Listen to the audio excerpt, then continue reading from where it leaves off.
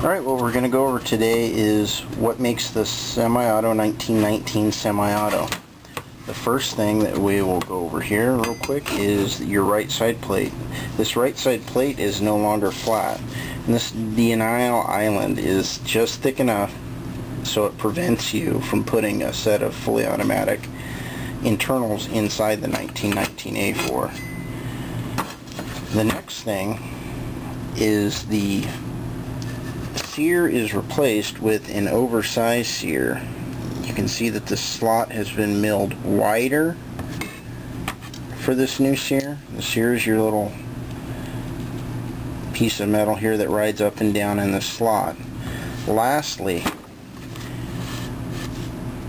you will have internals milled out for the denial island, and as you can see here, this one's been milled out. The bolt here has a section milled out, and also right here the majority of the barrel extension has been milled out so it can fit inside the receiver for that denial island. Very important for you guys that are going to do your own internal milling, that you make sure that you cut for your new semi-automatic trigger and sear first.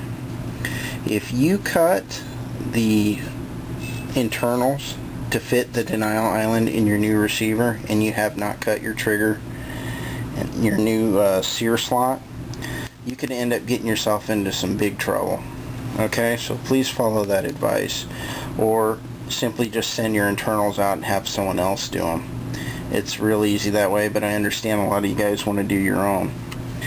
Now, the last part of the semi-automatic 1919 A4 is the trigger and disconnector.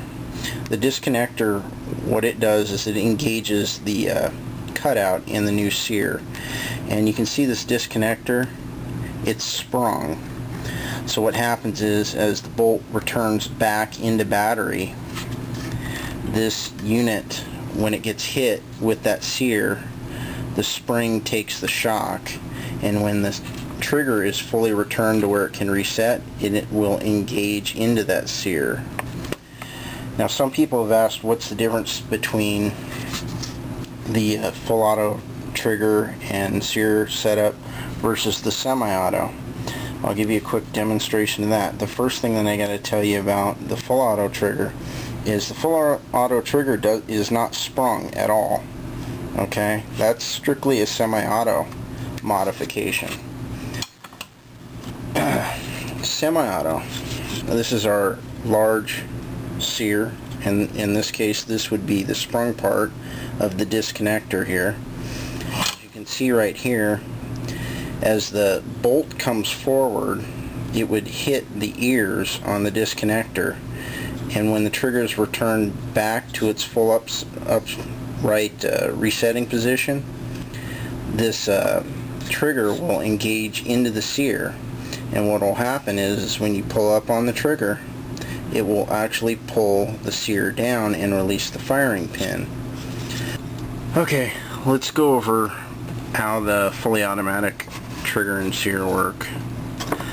Basically, the trigger and sear on the fully automatic version of the 1919 A4 trips by this ramming, camming type action, and as the bolt comes back into battery and the trigger is depressed, this piece right here would actually be on the sear, and what would happen is that bolt is moving forward, it would begin to cam itself down, thus releasing the sear from the firing pin.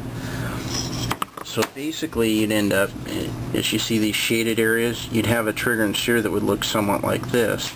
And what would happen is this, as this moved forward, you can see right here how it's angled, it would cam this down, fire the gun, and it would reset for as many times as you had the trigger pulled.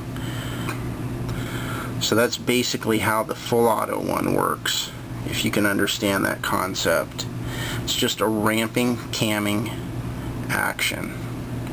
Alright, hope that's helped you guys. If you guys have any questions, just give us a shout through the forum. I hope that this demonstration has helped you understand a little bit how our 1919 A4s have gone from fully automatic to semi-auto. And have a great one. Bye.